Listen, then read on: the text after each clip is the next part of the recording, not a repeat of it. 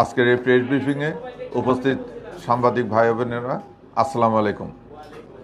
এই প্রেস ব্রিফিংয়ে আমার সঙ্গে উপস্থিত আছেন আমার জয়েন্ট কমিশনার সিটি আসছেন, তাই না?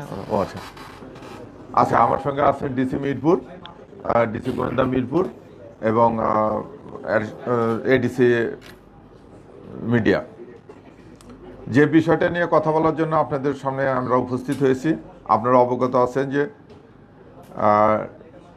ডিএমপির মিরপুর বিভাগের কাফরুল থানায় একজন যুবদল কর্মীকে গত পরশুদিন গুলি করে হত্যা করা হয়। গত 24/7/2026 তারিখ অনুমান রাত 11:10 সময় ডিএমপি ঢাকার কাফরুল থানাধীন ওপেক্স গার্মেন্টসের দক্ষিণ পাশে লিংক রোডের মাথায় কয়েকজন অস্ত্রধারী সন্ত্রাসী ছোড়াগুলিতে যুবদল কর্মী ইউসুফ, সবজি বিক্রেতা নালাল সর্দার এবং মনির হোসেন গুরুতর আহত হয়। অস্ত্রধারীরা পালিয়ে যাওয়ার সময় সাধারণ জনগণ তাৎক্ষণিকভাবে একজন অস্ত্রধারীকে পিস্তল সহ আটক করে। বাকি অস্ত্রধারীরা পালিয়ে যায়। উপস্থিত লোকজন ভিকটিমদেরকে ঢাকা মেডিকেল কলেজ হাসপাতালে নিয়ে ভর্তি করেন। পরবর্তীতে কর্তব্যরত চিকিৎসক ভিকটিম ইউসুফকে মৃত ঘোষণা করে। আহত সবজি বিক্রেতা নানাল সর্দার ও মনির হোসেন ঢাকা মেডিকেল কলেজ হাসপাতালে আশঙ্কাজনক অবস্থায় চিকিৎসাধীন রয়েছেন।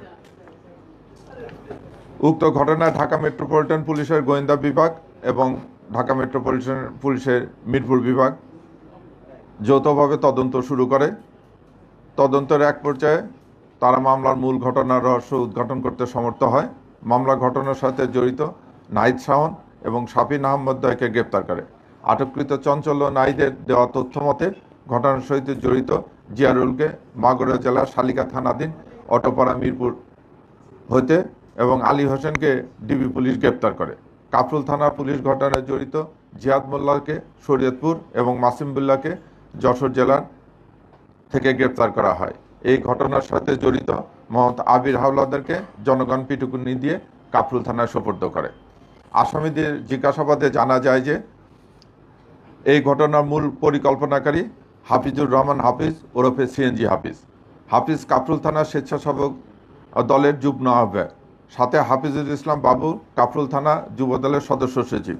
এর ময়লার টেন্ডার ও ফুটপাতের দখল নিয়ে 4 নম্বর ওয়ার্ড আওয়ামী লীগের সদস্য সচিব আরবুল ইসলাম বাবু ওরফে বাবুর ডিশ এবং অ্যান্টেনা ব্যবসার দখল নিয়ে দীর্ঘদিন যাবৎ বিরোধ চলে আসতেছিল। বিরোধের এক পর্যায়ে সিএনজি হাফিজ যুবদলের সদস্য সচিব হাফিজুল ইসলাম বাবুকে হত্যার উদ্দেশ্যে তার নিজ জেলা মাগুরার আশেপাশে হইতে অনুমান 25 লক্ষ টাকায় পেশাদার খুনি ভাড়াটিয়া বাহিনী ভাড়া করে।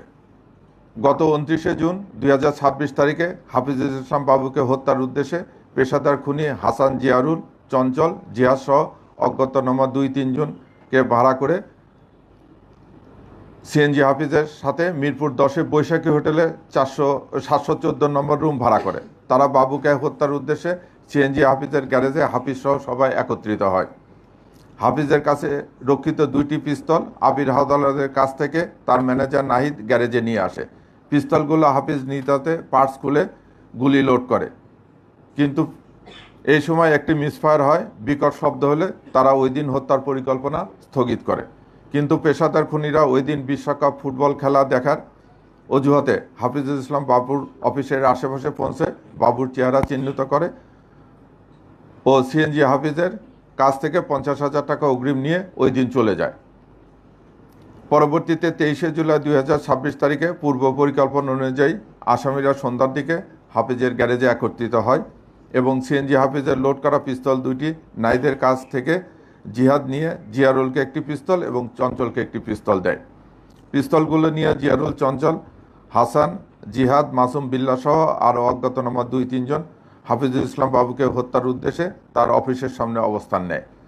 সিএনজি হাফিজের অপর কর্মচারী শাফিন এবং জিয়ারুলের আত্মীয় আলী হোসেন ঘটনাস্থল রেখে এবং আসামিদের পালিয়ে যাওয়ার সহায়তা করে এবং আলী হোসেন ঘটনা ঘটার পরবর্তীতে পুলিশি তৎপরতা এলাকার পরিস্থিতি সম্পর্কে আসামিদের নিয়মিত তথ্য দিয়ে অবগত করতে থাকে।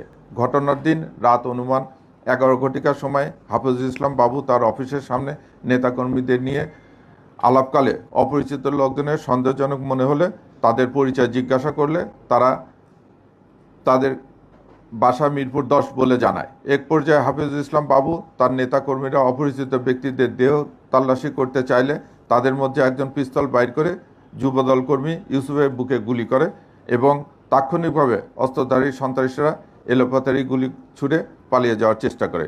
উপস্থিত জনগণ ধাওয়া করে অস্ত্রধারী সন্ত্রাসী চঞ্চলকে অস্ত্রসহ আটক করে এবং কাপরুল থানায় সোপর্দ করে। উক্ত গোলাগুলিতে যুবদল কর্মী ইউসুফ নিহত হয় এবং সহ্য বিক্রেতা নানাল সর্দার ও মনির হোসেন ঢাকা মেডিকেল কলেজ হাসপাতালে আশঙ্কাজনক অবস্থায় চিকিৎসাধীন রয়েছে। এই ঘটনা ঘটার পরে আমি পূর্বে উল্লেখ করেছি ঢাকা মেট্রোপলিটন পুলিশের গোয়েন্দা বিভাগ এবং মিডব্রিফ বিভাগ যৌথভাবে কাজ করে 7 জন আসামিকে গ্রেপ্তার করে অস্ত্র উদ্ধার করে এবং ঘটনার মূল পরিকল্পনাকারী চিহ্নিত সহ ঘটনার রহস্য উদ্ঘাটন করে। ধন্যবাদ সবাইকে।